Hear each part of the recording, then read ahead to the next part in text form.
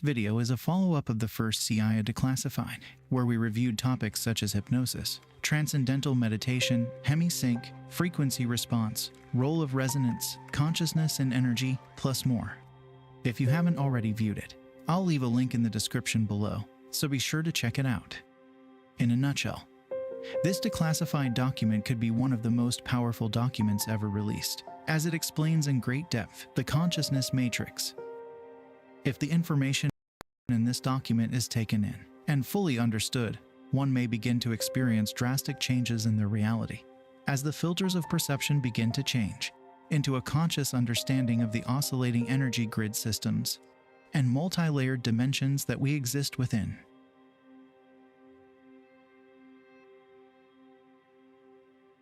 Before our explanation can proceed any further, it is essential to define the mechanism by which the human mind exercises the function known as consciousness, and to describe the way in which that consciousness operates, to deduce meaning from the stimuli which it receives. To do this, we will first consider the fundamental character of the material world in which we have our physical existence. In order to accurately perceive the raw stuff with which our consciousness must work, the first point which needs to be made is that the two terms, matter and energy, tend to be misleading, if taken to indicate two distinctly different states of existence in the physical world that we know it. Indeed, if the term matter is taken to mean solid substance, as opposed to energy, which is understood to mean a force of some sort, then the use of the former is entirely misleading. Science now knows that both the electrons, which spin in the energy field located around the nucleus of the atom, and the nucleus itself, are made up of nothing more than oscillating energy grids. Solid matter, in the strict construction of the term, simply does not exist. Rather, atomic structure is composed of oscillating energy grids, surrounded by other oscillating energy grids, which orbit at extraordinarily high speeds. In his book, Stalking the Wild Pendulum, Itzhak Bentov gives the following figures. The energy grid which composes the nucleus of the atom vibrates at approximately 10 to the power of 22 Hz, which means 10 followed by 22 zeros, at 70 degrees Fahrenheit. An atom oscillates at the rate of 10 to the power of 5 Hz. An entire molecule, composed of a number of atoms bound together in a single energy field, vibrates in the range of 10 Hz. A live human cell vibrates at approximately 103 Hz. The point to be made is that the entire human being, brain, consciousness, and all is, like the universe which surrounds him, nothing more or less than an extraordinarily complex system of energy fields. The so-called states of matter are actually variances in the state of energy, and human consciousness is a function of the interaction of energy in two opposite states, motion versus rest, in a manner described in the following paragraph.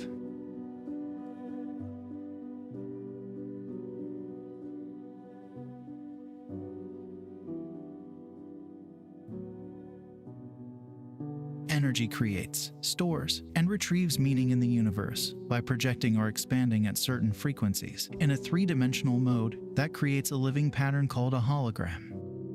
The concept of the hologram can be most easily understood by using an example cited by Bentov, in which he asks the reader to visualize a bowl full of water into which 3 pebbles are dropped, as the ripples created by the simultaneous entry of the 3 pebbles radiate outward towards the rim of the bowl.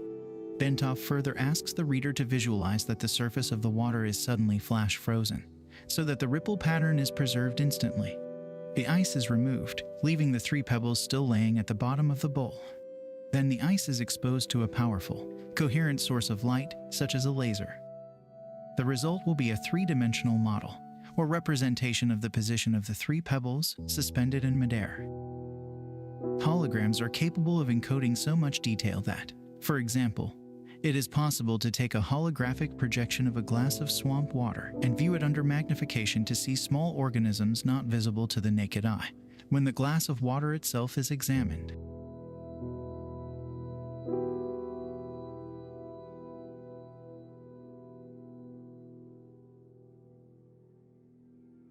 Of further importance is the fact that, even if we dropped our frozen hologram of the ripple pattern on the floor and broke it into a number of pieces, each individual piece would recreate the entire holographic image all by itself. The smaller the piece, The fuzzier and more distorted would be the resulting holographic projection, but the fact remains that a whole projection would nonetheless be made.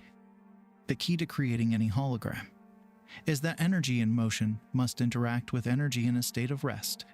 In the foregoing example, the pebbles represent energy in motion, while the water represents energy at a state of rest. To activate, or, in effect, to perceive the meaning of a holograph, energy must be passed through the interference pattern generated by interaction between the moving energy and the energy at rest. In the simple example given by Bentov, this requirement was fulfilled by holding the frozen interference pattern in front of the coherent light to project the three-dimensional holographic image into space. As Marilyn Ferguson, editor of the Brain Mind Bulletin, tells us, another feature of a hologram is its efficiency. Billions of bits of information can be stored in a tiny space. The pattern of the holographic photograph is stored everywhere on the plate.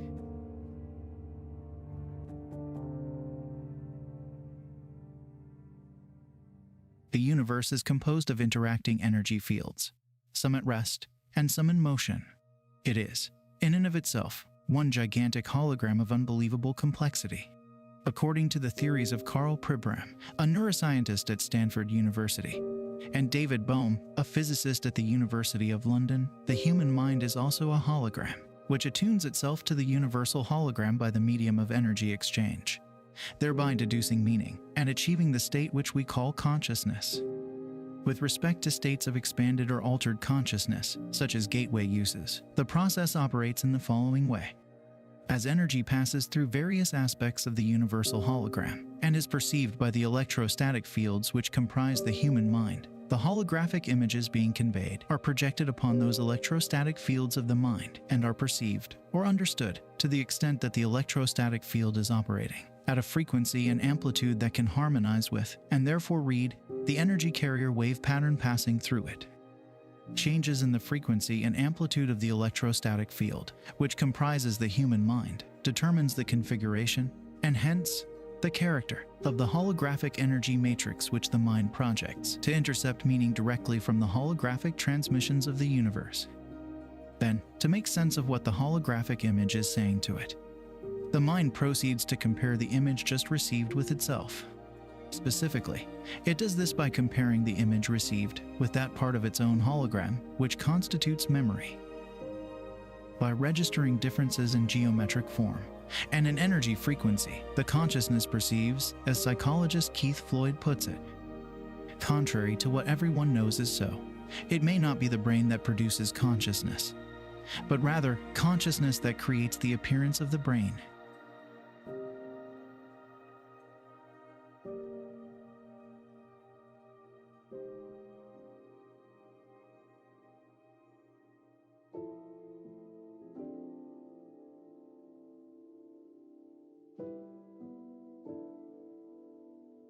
The consciousness process is most easily envisaged if we picture the holographic input with a three-dimensional grid system superimposed over it, such that all of the energy patterns contained within can be described in terms of three-dimensional geometry using mathematics to reduce the data to two-dimensional form. Bentov states that scientists suspect that the human mind operates on a simple binary go, no-go system, as do all digital computers. Therefore, once it superimposes a three-dimensional matrix over holographic information it wishes to interpret, and reduces that information mathematically to two-dimensional form, it can completely process it using its fundamental binary system. Just as any computer made by the hand of man can process volumes of data and make various comparisons between the data and information stored in its digital memory. Our minds operate in the same way, perceiving by comparison only. Bentov states the proposition this way. Our whole reality is constructed by constantly making such comparisons. Whenever we perceive something, we always perceive differences only. In states of expanded consciousness, the right hemisphere of the human brain in its holistic, nonlinear, and nonverbal mode of functioning acts as the primary matrix or receptor for this holographic input, while by operating in phase or coherence with the right brain, the left hemisphere provides the secondary matrix through its binary, computer-like method of functioning to screen further the data by comparison and reduce it to a discrete, two-dimensional form.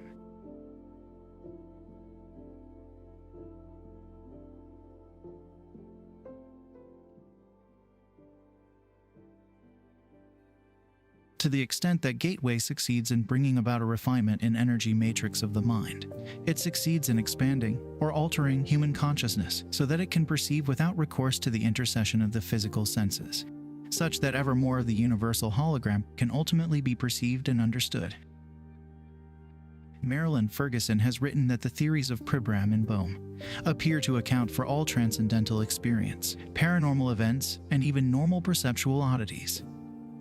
She goes on to say of Pribram, currently he is proposing a startling, all-encompassing model that is generating considerable excitement among those intrigued by the mysteries of human consciousness. His holographic model marries brain research to theoretical physics. It accounts for normal perception and simultaneously takes the paranormal and transcendental experiences out of the supernatural by explaining them as a part of nature. Like certain strange discoveries of quantum physics, the radical reorientation of this theory suddenly makes sense of paradoxical sayings of mystics throughout the ages.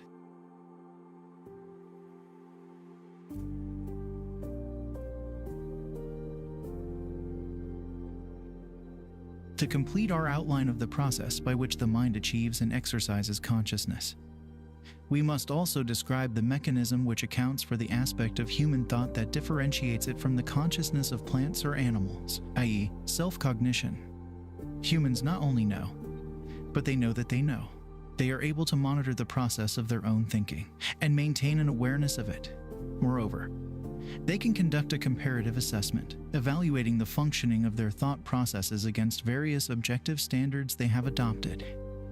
Human consciousness can do this because it has the capacity to duplicate aspects of its own hologram, project them out, perceive that projection, put it through comparison with the memory aspect of its own hologram, and measure or sense the differences using three-dimensional geometry, and then binary go, no-go, pulse to yield verbal cognition about the self. Thank you for watching. Be sure to check out the next installment of CIA Declassified, where we will be reviewing the following topics: time-space dimension, intervening dimensions, subatomic particles, dimensions in between, out-of-body experience, absolute in perspective, toroidal fields, quality of consciousness, the gateway method, and more. If you found this video interesting, please take a moment to leave a like and